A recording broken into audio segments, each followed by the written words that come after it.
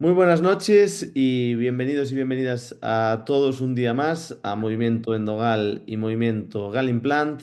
Hoy tenemos con nosotros al doctor Iván Varela Neiros, que además pues ya ha estado a lo largo de estos 93 webinars que llevamos, ya ha estado con nosotros en diversas ocasiones porque ha sido de esos compañeros que nos han acompañado al principio de este viaje. El doctor Iván Varela Aneiros, para quien no lo conocéis, es licenciado en odontología por la Universidad de Santiago de Compostela, doctor en odontología por la misma universidad, además de muchas otras formaciones y de práctica en la clínica privada EOC, donde también tiene un centro de formación odontológica.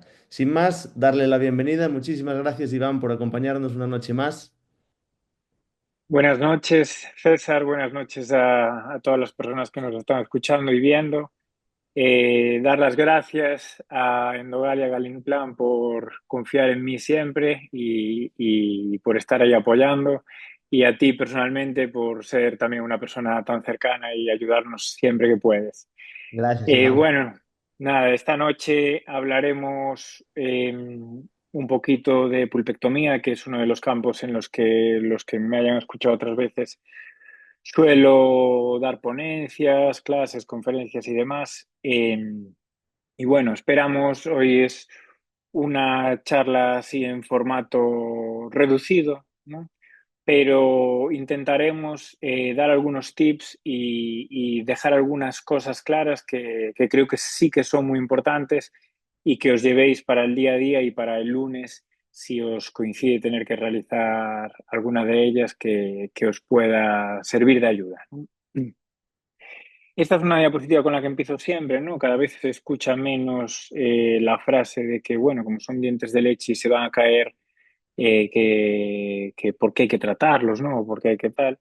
Entonces, bueno, siempre la pongo porque, sobre todo los molares, ¿no? El primer molar y el segundo molar, pues dura alrededor de unos 10 años, ¿no? En la boca de nuestros pacientes. Y, y yo a veces, si la escucho en la clínica, pues bueno, les intento transmitir a las familias pues un poco las prioridades, ¿no? Entonces les pregunto si algo que llevan encima que no sea sentimental, pues si tiene más de 10 años, ¿no? Y muchas veces les pongo el ejemplo del smartphone, todo el mundo tiene un smartphone hoy, que cuánto les ha costado, ¿no? Y seguramente no tenga más allá, ya si les dura muchísimo, de 4 o 5 años.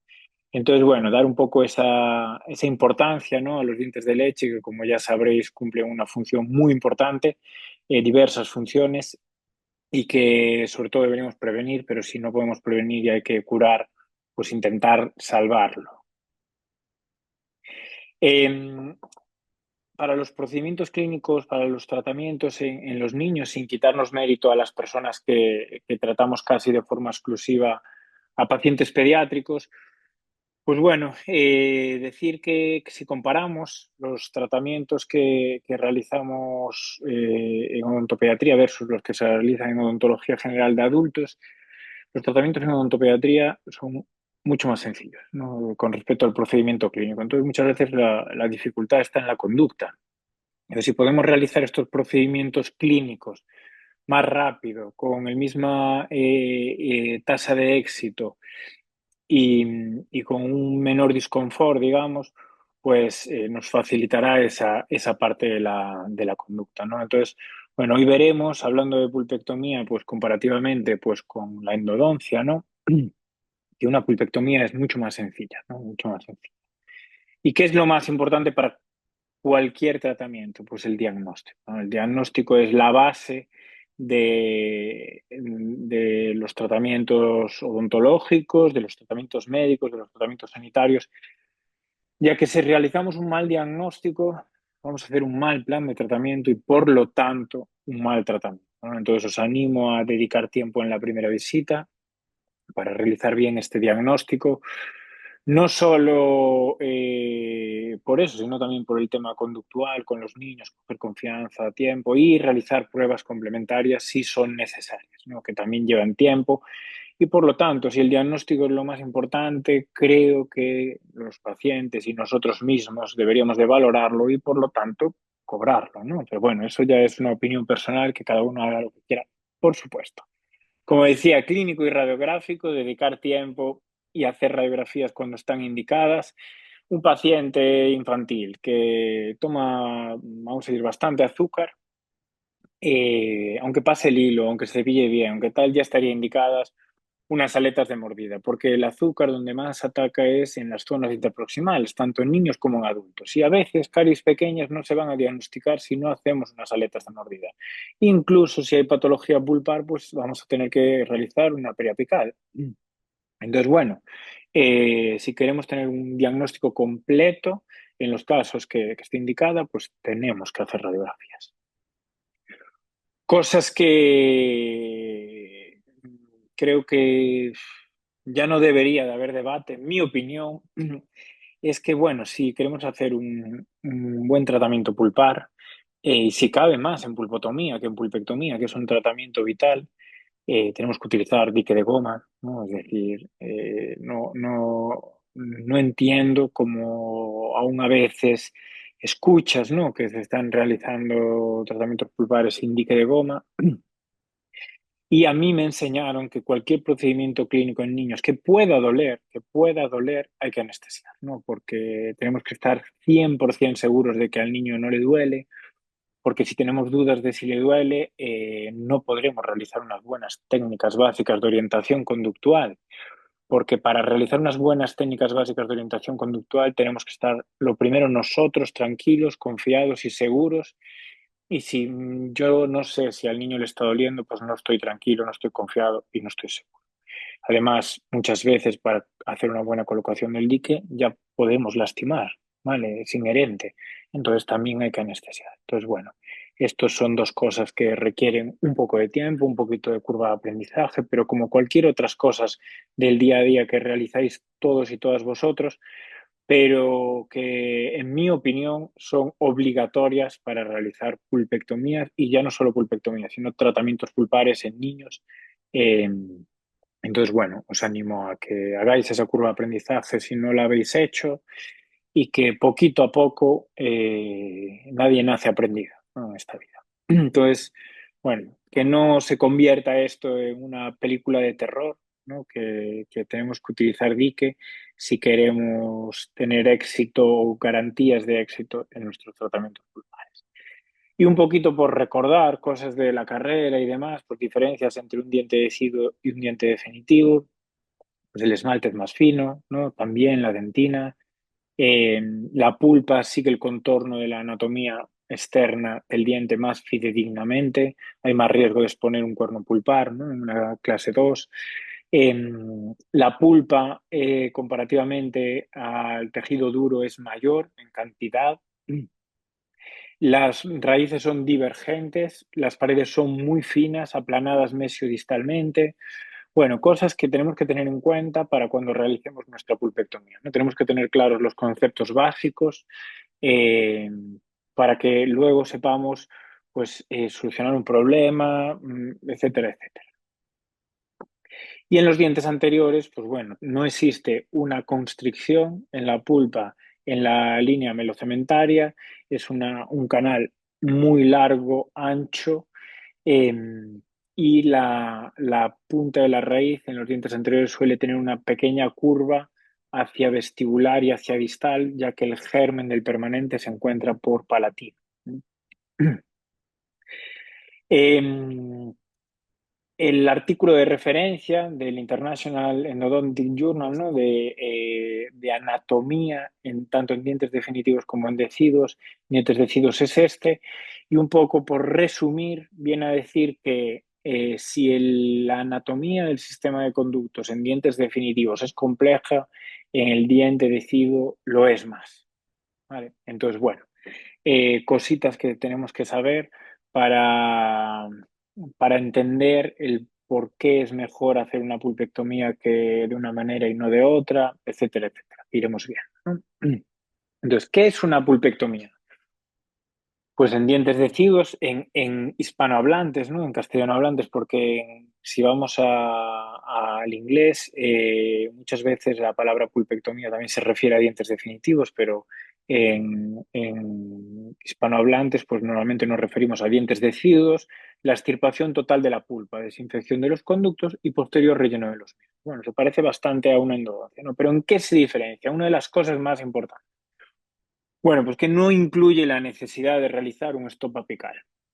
Entonces esto va a facilitar muchísimo nuestra pulpectomía. Ya es una cosa que hace muy diferente a la endodoncia de la pulpectomía y que es mucho más sencillo solo por este motivo. Aquí podemos ver dos ejemplos, uno en un diente posterior, en un molar, y aquí en un diente anterior, en el que el material de relleno sale por la fístula, se rellenó hasta ahí porque este diente, si comparáis el 51, pues no acabó de formar toda su raíz, en este caso no fue por caries, fue por un traumatismo, ¿no? Entonces, hasta ahí tenemos que rellenar, hasta donde está esa formación radicular, y esa imagen que veis es la salida del material de relleno por la fístula, ¿no? Entonces, ¿vamos a hacer la pulpectomía en una o en dos sesiones? Bueno, pues en este caso hay unanimidad, ¿vale? Pulpitis irreversible o necrosis, que no hay una lesión periapical radiográficamente visible y o acceso, está en una sola sesión, ¿vale? Esto es unanimidad y no hay debate, ¿vale? Y en el otro supuesto, en el que además de haber una necrosis pulpar, hay una lesión periopical crónica visible en una radiografía y o acceso, pues debate. Aquí digo que es recomendable hacerlo en dos sesiones, pero bueno, la literatura de pulpectomía hay que cogerla un poco con pinzas, ya que la metodología no suele ser muy buena, ¿vale? Por eso que tenemos que ser críticos con lo que leemos, leer el artículo entero, ver bien esa metodología y no creernos todo lo que nos venden de primeras, ¿no? Entonces, ¿por qué os digo esto? Porque yo hacía siempre esto así hace muchos años, igual hace 10, 12 años lo hacía siempre así y ahora casi nunca lo hago así. ¿Vale? Esto es opiniología y experiencia personal, no es ciencia. Lo que pasa es que no hay artículos a largo plazo, digamos, en pulpectomía. La mayoría son estudios de muy corto alcance en el tiempo. Entonces, cuando eran pacientes que eran muy poco colaboradores, o dábamos la posibilidad de hacer la pulpectomía, explicando ventajas y desventajas, ¿no? De la extracción y de la pulpectomía. Y cuando se decía la pulpectomía, sí que no la hacíamos nunca en dos sesiones. Y empezamos a ver que casi en el 100% de los casos la pulpectomía seguía funcionando bien. Entonces, cuando la hago yo ahora en dos sesiones, solo en dos casos, en el que hay una lesión radiográfica mm, totalmente radiolúcida negra, ¿vale? O cuando hay un acceso muy grande, ¿no? Es decir, veremos un caso al final de la presentación de un ejemplo de este segundo supuesto, ¿no? ¿Y cuáles serían las indicaciones? Pues bueno, seguramente ya las sabéis, dolor crónico en la pieza tratada, hiperemia después de una pulpotomía, mucha hemorragia oscura, lesión de Furca, reabsorción interna o lesiones traumáticas con pulpa expuesta. Esto, bueno, si el paciente se cae delante de la puerta y tiene una exposición pulpar, la indicación será una pulpotomía o una pulpotomía parcial o una protección pulpar directa, aunque sea un diente de leche. Pero ¿qué pasa? Que se contamina muy rápido porque no hay esa constricción a nivel del cuello y la mayor parte de las veces nos vendrán ya necróticas, ¿no? Y contraindicaciones. Preservación radicular menor a 2/3, un interrogante que ahora haremos esa apreciación. Pacientes poco colaboradores, que bueno, hay que ver que son pacientes poco colaboradores, ¿no? Porque la mayoría de los niños sin necesidades especiales, si no tenemos urgencia en el tratamiento, son 100% reconducibles. Movimiento excesivo del diente, ¿vale? Que a veces hay un poco de movimiento por inflamación del ligamento. Lesión periapical que involucre el diente permanente o diente no restaurable. Ahí sí, no hay dudas. ¿Por qué hablamos de preservación radicular menor a 2/3? Vale, no haríamos una pulpectomía tradicional, pero aunque hay compañeros y compañeras que nos están vendiendo que la pulpectomía no instrumentada ha venido a salvarnos la vida, la literatura científica no es así, ¿vale? La pulpectomía no instrumentada es una alternativa a la extracción porque está indicada para tres supuestos: dientes que van a durar menos de 12 meses en boca, reabsorción de más de 2/3 o grandes reabsorciones internas o externas, ¿no? Que cuando es menor a 12 meses ya cumple esos criterios un poco, ¿no? Entonces, la pulpectomía no instrumentada es una alternativa a la extracción. ¿vale? En esos tres supuestos. Y en el resto, la pulpectomía tradicional, que es de lo que estamos hablando hoy, eh, es la indicación clínica, ¿vale? No es... ¿Qué podríamos intentarlo en pacientes extremadamente poco colaboradores? Antes de hacer la extracción no se pierde nada, ¿vale? Pero no es la indicación clínica, ¿vale? Es que no, digamos que no tenemos nada que perder. La indicación clínica, cuando no se cumplen esos tres supuestos, es una pulpectomía tradicional. Y bueno, aquí podemos ver una pulpectomía en la que hay una lesión de Furca, ¿vale? Y que pasado el tiempo, pues se soluciona, se va reabsorbiendo el material, la raíz. Entonces, ¿cuáles son los pasos? Radiografía preliminar, anestesia, aislamiento absoluto, apertura, localización de los conductos, permeabilización y conductometría. Vale, para la localización y la permeabilización, las personas que utilizamos el sistema endogal recomendamos la lima Preca, que es una lima de 12, pero bueno, se podría hacer con otras, ¿no? Por eso aparecen ahí en negrita. Y para la conductometría, la literatura nos dice que no hay diferencias estadísticamente significativas entre hacerlo de forma tradicional o con localizadores de Apple. Pero la recomendación es hacerlo con localizadores de Apple. ¿Por qué? Porque al igual que en los dientes definitivos pueden ocurrir estas cosas, ¿no? Y además vamos a ahorrar tiempo y menor exposición a la radiación, aunque la radiación sea muy pequeña, ¿no? Pero sobre todo tiempo, ¿no? Es decir, sobre todo tiempo. ¿Y cómo podemos hacer esta conductometría? Bueno, pues podemos hacerlo con un localizador tradicional, con una lima manual, hacemos nuestra conductometría y a continuación ya pasamos nuestras limas mecanizadas. O si tenemos la oportunidad de tener un motor con localizador integrado, nos va a facilitar muchísimo las cosas y vamos a acelerar, vamos a ser más rápidos, ¿no? Entonces, porque como no tenemos que hacer ese stop apical, la conductometría no tiene que ser tan fina como una endodoncia, como ahora veremos. Entonces, podemos hacer una conductometría intraoperatoria, ¿vale?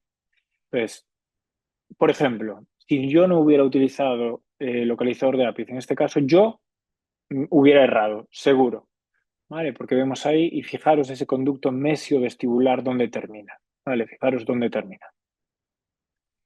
¿Con qué vamos a irrigar? Bueno, pues la literatura también es ambigua y nos dice que puede ser con hipoclorito de sodio entre el 1 y el 5,25%.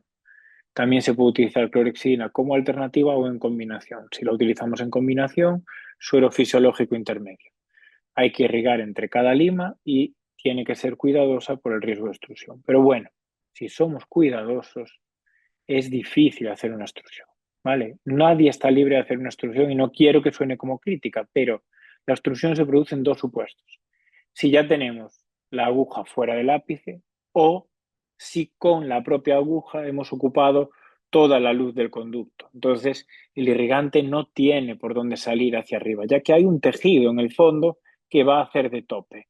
Pero si, claro, nosotros con la propia aguja se queda clavada en el conducto y empujamos el émbolo, no tiene por dónde salir hacia coronal y entonces destruiremos el irrigante. Como en endodoncia, en mi opinión, la irrigación es la parte más importante de la pulpectomía. Y por lo tanto, mi recomendación, y es lo que utilizo, es hipoclorito al 5,25%. La conformación del conducto es importante en los casos que sea necesaria, pero sobre todo para que nuestro irrigante llegue bien a todo el sistema de conductos, perdón, y para que nuestra obturación llegue bien a todo el sistema de conducto. ¿Vale? Por eso es importante una buena conformación, pero para facilitar la irrigación, es decir, la desinfección y la obturación. Siempre agujas de salida lateral, importante, ¿vale? Y bueno, cositas que pueden pasar que casi no hay estudios en la literatura científica, de hecho los que hay son muy antiguos y cada vez se hacen más pulpectomías, ¿no? Entonces, bueno, es difícil, ¿no? Esto hay que tener cuidado, pero puede pasar. La clorexidina no tiene capacidad de disolver tejido orgánico. Como metaanálisis, un poco de referencia, ¿qué nos dice, no, de este irrigante? Bueno, pues la conclusión es que se necesitan más estudios, que aún no sabemos al 100%, ¿vale? Entonces, pues bueno, si hay investigadores escuchándonos, pues es una cosa en la que falta bibliografía. Porque fijaros cómo es el sistema de conductos de un diente deciduo, ¿no? Muy imbrincado por, vale, diferentes. Entonces, ¿hasta dónde vamos a instrumentar? Pues hasta entre 0 y 2, todo está bien. Y más de 2, no sabemos, ¿vale? Porque no hay estudios. Pues la instrumentación en los dientes deciduos, a diferencia de los definitivos, no requiere una elección tan precisa de la longitud de trabajo ni de la lima maestra. Más sencillo todavía. Entonces, ¿con qué instrumentamos? Bueno, podemos hacerlo de forma manual o mecanizada. Si lo hacemos de forma manual, no es la indicación hoy en día porque nos va a llevar mucho más tiempo y vamos a conformar peor. Pero si le dedicamos tiempo, tampoco vamos a hacer pecado, ¿no? En ello. Entonces, este es un ejemplo de una pulpectomía manual mía de hace pues 12 años y bueno, ahí veis, ¿no? Se pueden hacer, pueden ir bien, pero no es la indicación hoy en día con la tecnología y el instrumental que tenemos, ¿no? Así que os animo a cambiar porque sobre todo nos va a reducir muchísimo el tiempo, cosa muy importante en los niños y además vamos a conformar mejor, que era de lo que estábamos. Entonces es todo esto lo que nos dice la literatura. Si además comparamos entre rotatoria y recíproca, ¿vale? Rotatorio es sinónimo de continuo, por si a lo mejor utilizo los dos términos inconscientemente, y y recíproco vendría a ser alterno, ¿no? También por si utilizo los dos términos. Pues si podemos, si tenemos un motor que nos permita hacer movimiento alterno, mejor movimiento alterno. Y podemos hacer movimiento alterno con cualquier lima. Lo que pasa es que si nuestra lima corta en sentido antihorario, necesitamos un motor que corte con el modo alterno en sentido antihorario, que pueda hacerlo. Y si tenemos una lima, como pueden ser las Endogal Kits, que hacen un corte en sentido horario, pues nuestro motor tiene que permitir hacer un movimiento alterno en sentido horario, básicamente. Que no tenemos limas diseñadas para dientes deciduos porque no las tenemos en la clínica y tardan 2 días en llegar, aunque decíamos comprarlas.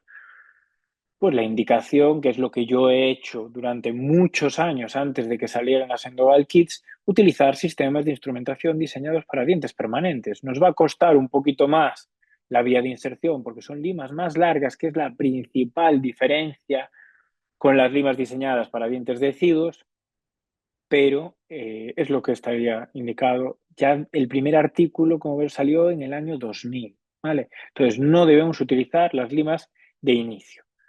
Vale, en el año 2000 fue el primer estudio, hace casi 26 años, ¿no? Y ya en el 2006 se proponía un protocolo, ¿no? Entonces, con limas de dientes definitivos. Entonces, bueno, creo que es hora de dejar de hacer pulpectomía manual.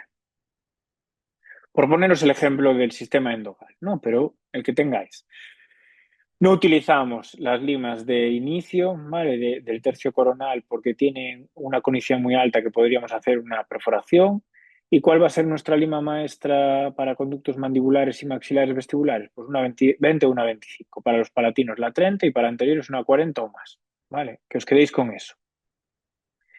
Y si ya podemos, sistemas de instrumentación diseñados para dientes de ciego, que en España podemos encontrar las Endogal Kits, que es un sistema de 4 limas, 3 limas de 17 milímetros diseñadas para molares y una lima de 19 milímetros diseñada para anteriores. ¿Por qué se hicieron así? Porque la vía de inserción no es tan importante en los dientes anteriores.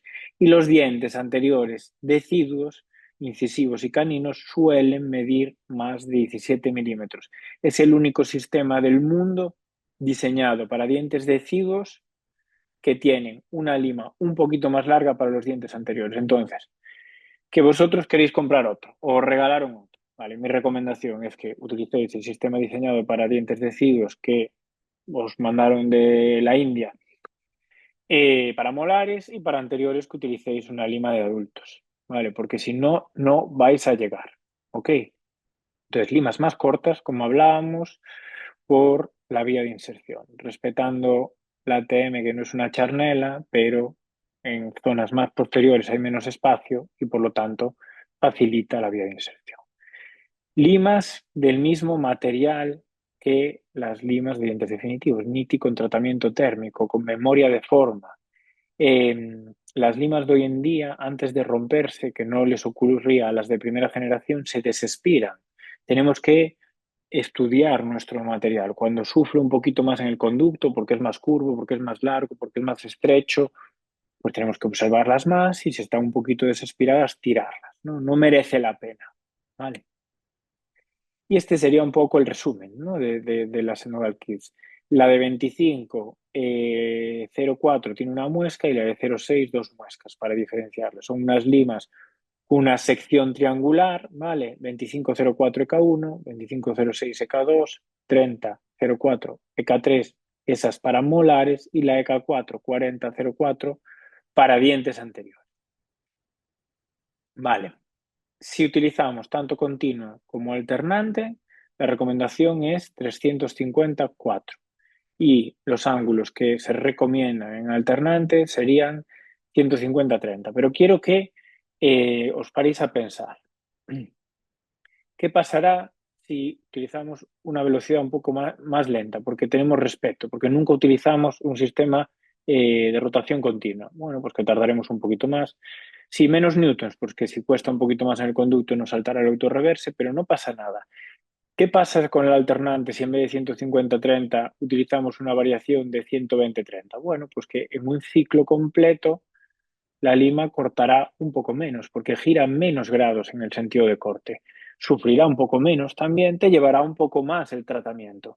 Pero pasa algo, no pasa nada, ¿vale? Entonces, si le tenéis respeto porque nunca lo habéis utilizado, es no quedaros solo con la receta, entender el porqué de las cosas, ¿no? Las limas en Dogal Keys están diseñadas, digamos, para esto, porque es una forma rápida y es un material muy bueno que tolera estas velocidades y estos newtons, pero que se podría utilizar un poco menos si le tenéis respeto y no pasaría nada, os llevaría un poquito más de tiempo, ¿vale? Pero hay que entender el porqué de las cosas, ¿no? Creo que es importante, en mi opinión. Entonces, ¿cómo vamos a decidir qué lima vamos a utilizar? Vale. Los conductos en molar los dividiremos entre estrechos, medios y anchos y sabemos que los conductos mesiales mandibulares y distovestibulares maxilares casi siempre son medios, pero son los que tienen más posibilidades de ser estrechos.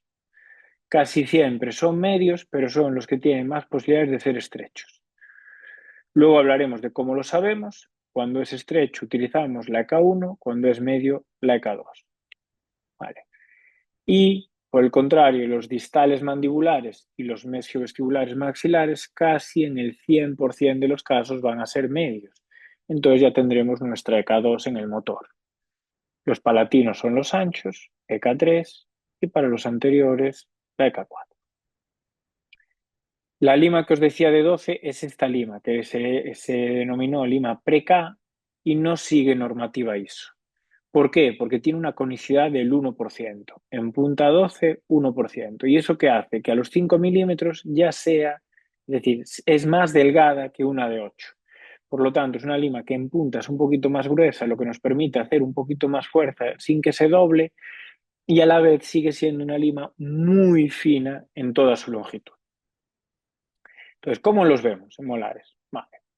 Pues tenemos esos conductos, o los mandibulares o los vestibulares maxilares. Pasamos nuestra lima pre-K de permeabilización, de localización de conductos y permeabilización. Si esta lima pasa holgada, es medio. Y si hay cierta resistencia, es estrecho. Entonces, hacemos nuestra apertura, irrigamos un poquito, pasamos nuestra lima pre-K.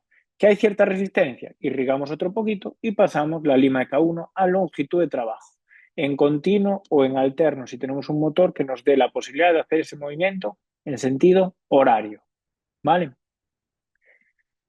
Y como hablábamos, ¿qué pasa holgada? Pues es medio, ¿vale? Entonces, en vez de pasar la EK1, pasaremos la EK2, que es un conducto ancho, es decir, un conducto palatino, permeabilizamos, pasamos la EK3, y lo mismo en los conductos anteriores, permeabilizamos y pasamos la EK4.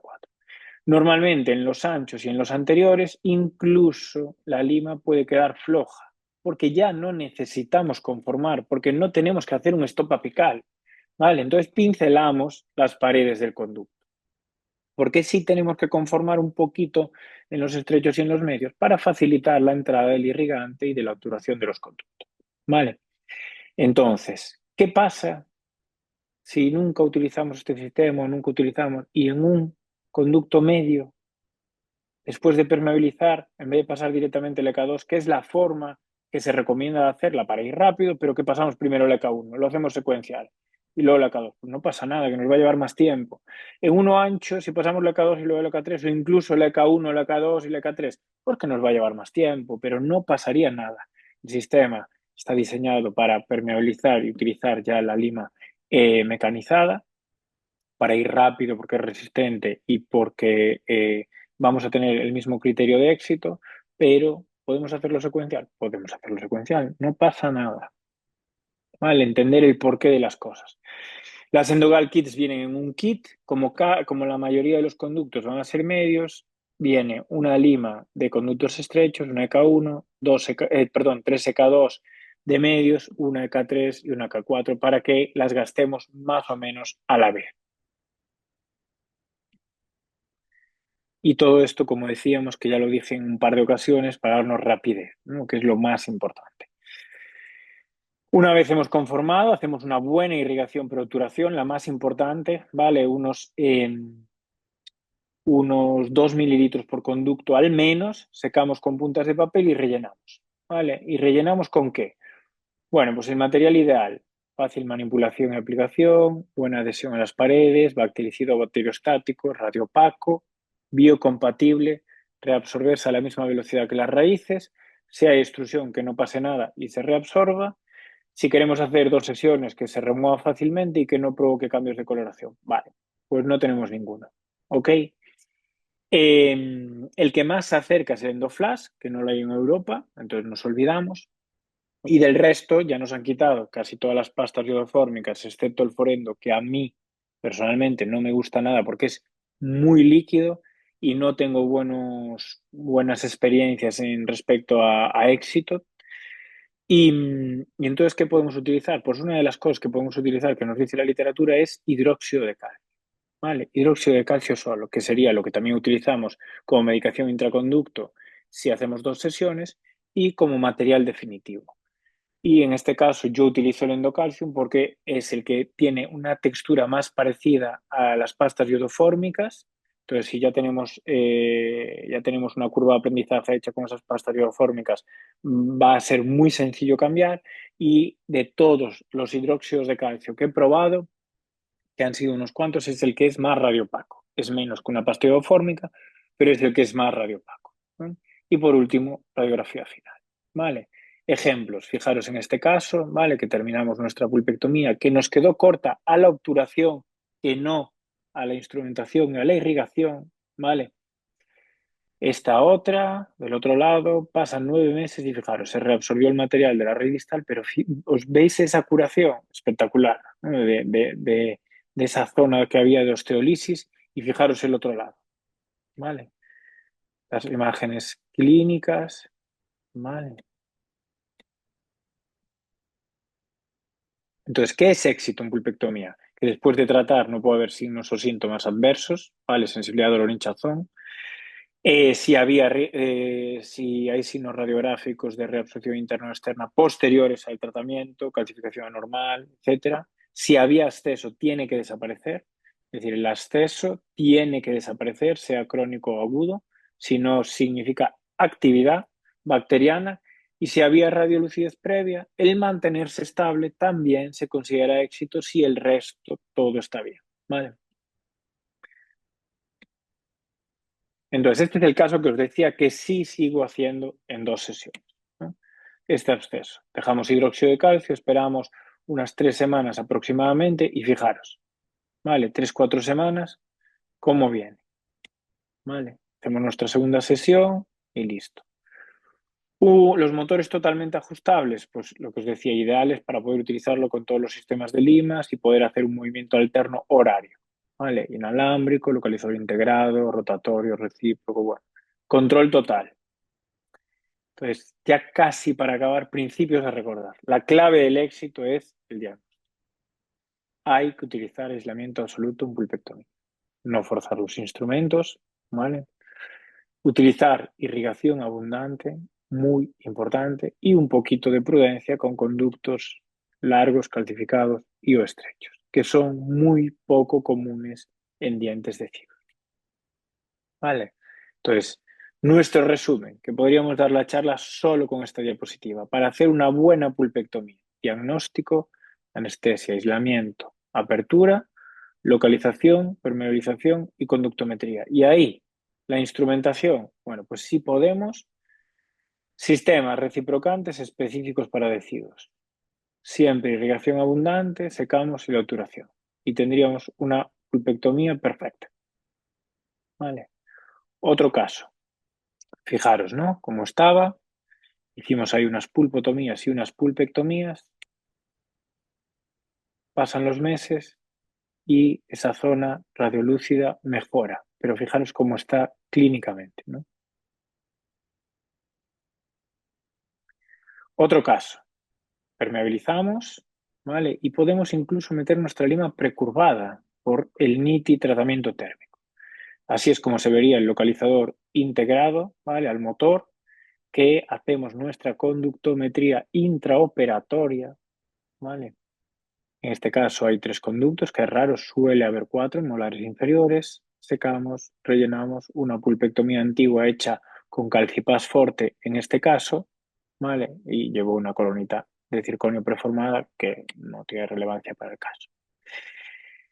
Entonces, nada, espero que llegados a este punto, aunque fuera bastante información concentrada, os haya dado algún tip que os pueda ayudar en vuestro día a día. Creo que, o espero al menos, que sí que algunas cosas hayan quedado muy claras, ¿vale? Porque son muy importantes para tener éxito en pulpectomía. Las pulpectomías funcionan si se hacen con paciencia, cariño, dedicamos tiempo a la irrigación y utilizamos técnicas y materiales de última generación, ¿no?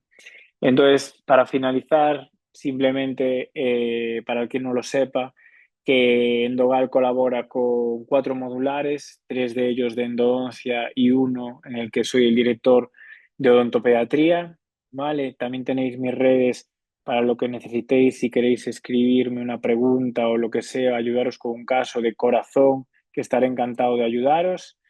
Un poco, si lo necesitarais, pues bueno, la clínica que tenemos es de especialidades, entonces en la que tenemos odontopediatría, que tenemos un servicio para referidores en la que estamos yo y 3 compañeras más, y un servicio de endodoncia también para referidores, con microscopía en la que está la doctora Ana Belenda Blanca.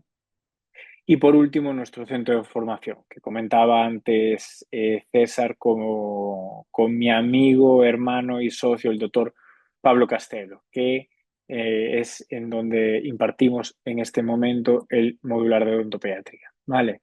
Tenéis ahí el acceso al QR de arriba de la web de Endogal, de donde podéis encontrar información acerca de este curso, y abajo de nuestra web, donde también podéis encontrar información del curso y con el PDF completo y de otras formaciones que tenemos.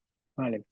Pues nada, aquí donde me encuentro en estos momentos, dando el webinar y nada, dar las gracias a todo el equipo de Endogal, Karim Plan, también el máster en DORE de la Universidad de Santiago de Compostela, por ser siempre tan cercanos y ayudarnos a todos en lo que está en su mano.